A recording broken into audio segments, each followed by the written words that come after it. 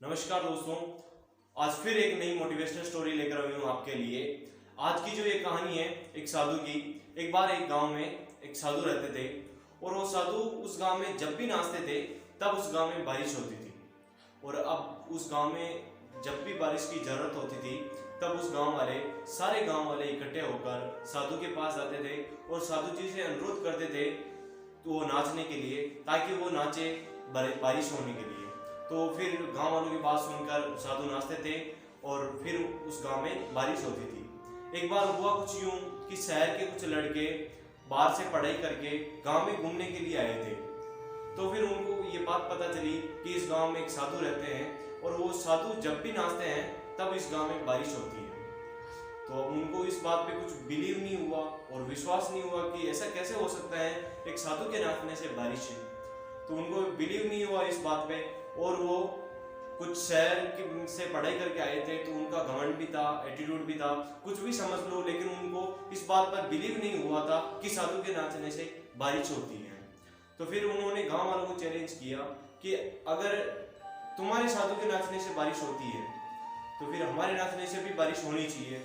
अगर हमारे नाचने से बारिश नहीं होती है तो फिर आपके साधु के नाचने से भी बारिश नहीं होती। तो गांव वालों को तो पता था, क्योंकि गांव वालों ने देखा हुआ था, तो उनको पता था और उन्होंने इस चैलेंज को एक्सेप्ट कर लिया कि चलो ठीक है, मान लेते हैं अब हम कि अगर तुम्हारे नाचने से नहीं होती है तब साधु के नाचने से बारिश जरूर होती है, हम आपके साथ ये चैलेंज करते हैं। ठीक है, उन्होंने एक्सेप्ट कर दिया चैलेंज को। और फिर जैसे ही सुबह हुई वो चारों लड़के और गांव वाले साधु के पास गए और उनसे बोला कि ये चार लड़के आए हैं, इनको शहरी पढ़ाई लिखाई का घमंड भी है और ये कह रहे हैं कि साधु के नाचने से बारिश नहीं होती है। तो साधु के नाचने से बारिश होती है। तो साधु ने भी इस चैलेंज को एक्सेप्ट कर लिया और फिर सारे गांव वाले इकट्ठे हो गए और अब नाचने की बारी आने लगी। और पहले बारी आई नाचने की उन चार लड़कों की।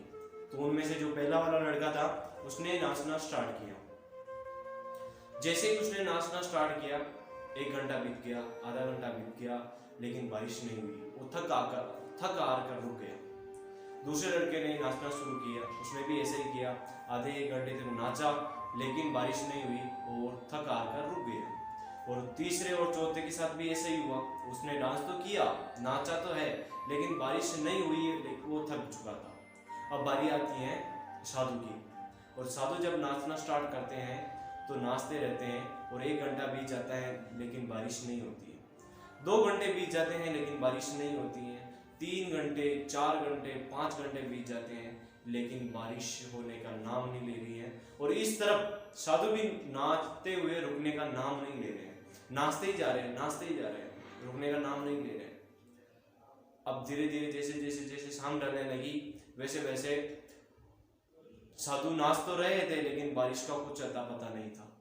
और जैसे जैसे शाम हुई वैसे वैसे अचानक बादल उमड़ आए, गड़गड़ाहट की आवाज आने लगी और तेज और मूसलाधार बारिश होने लगी।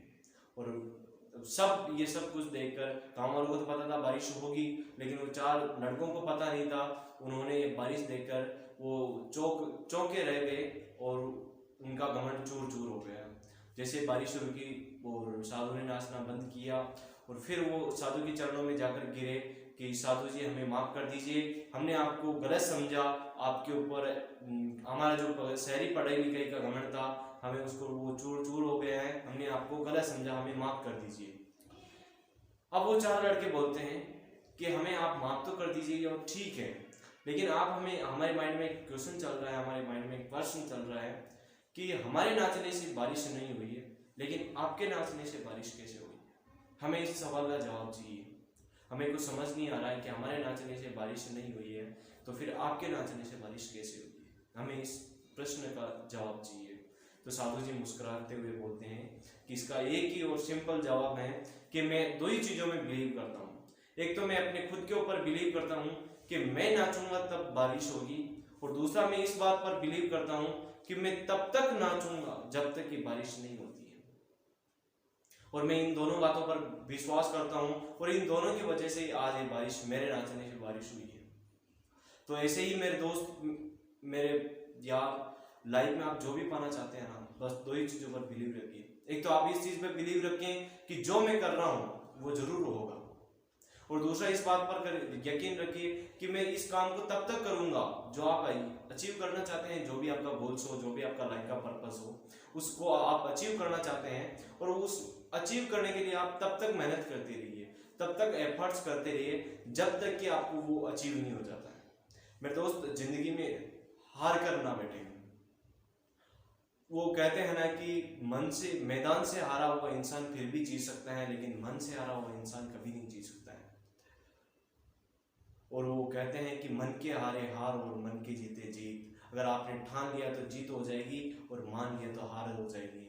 मिलते हैं आपसे एक नई इंस्पिरेशनल मोटिवेशनल स्टोरी के साथ। तब तक के लिए आप हमारे साथ बने रहिए, और वीडियो अगर आपको अच्छी लगी है तो लाइक जरूर कर दें और चैनल को सब्सक्राइब कर दें। मिलते हैं आपसे जल्द एक नई मोटिवेशनल स्टोरी के साथ। तब तक के लिए जय हिंद, जय भारत।